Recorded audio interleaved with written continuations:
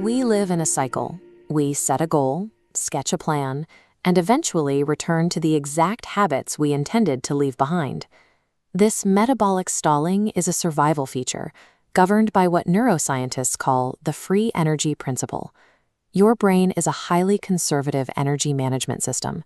Your brain functions as a prediction machine, building top-down models of reality, or priors. It conserves energy by deflecting contradictory information.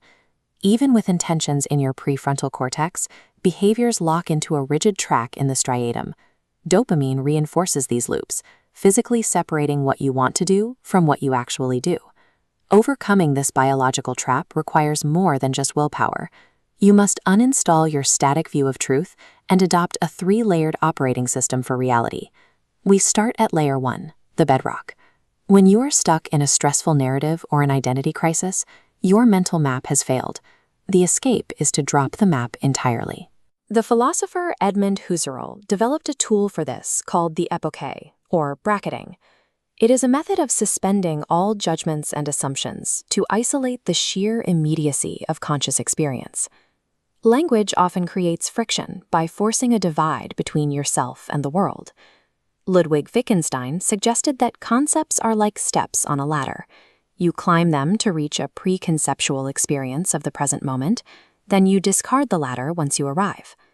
Isolating this isness provides a functional sanctuary to reset the nervous system whenever the world's complexity becomes overwhelming.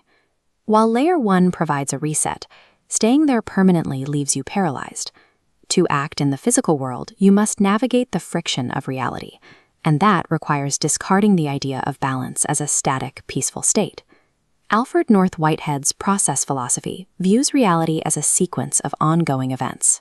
These events are inherently dipolar, meaning duality, opposing forces pushing against one another, is the inescapable structural mechanic of existence. This duality powers the human psyche as well. The psychologist Carl Jung observed that the mind generates energy through the tension between opposites, like the conscious ego and the unconscious shadow. Holding that tension is the path to psychological wholeness. Tension and paradox function as a generative battery, providing the momentum needed to turn an abstract intent into a physical result. That brings us to layer 3, the operational interface. How do you make specific decisions in a reality defined by shifting dualistic tension? We look to pluralistic pragmatism.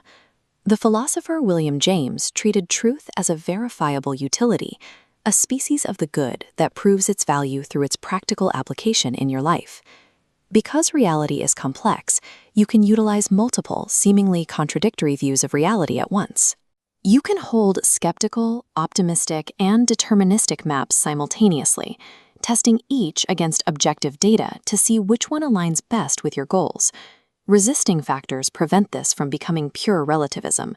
Your truths must harmonize with sensory inputs and historical outcomes, ensuring your models remain grounded in the physical world. Navigating the modern world requires a highly contextual, pluralistic toolkit. Sticking to one single, rigid map often leads to dogmatism and failure.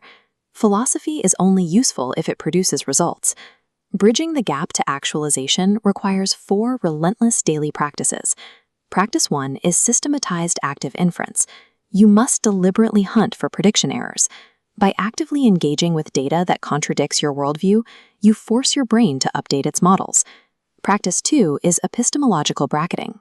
Build a habit of temporarily dropping all labels and narratives to clear out psychic energy and reset the prefrontal cortex for action. Practice 3 is Bayesian intersubjectivity. The philosopher Jürgen Habermas proposed that groups can establish truth through uncoerced mutual discourse, stating their assumptions clearly and testing them together against the environment. Practice 4 is action over ideology.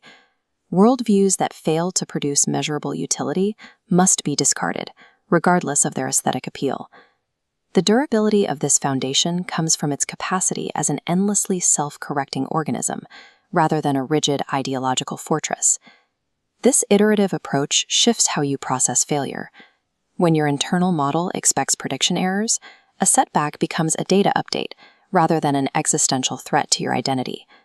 By adopting an iterative, dualistic working model, you can utilize the inherent friction of biology to drive continuous actualization.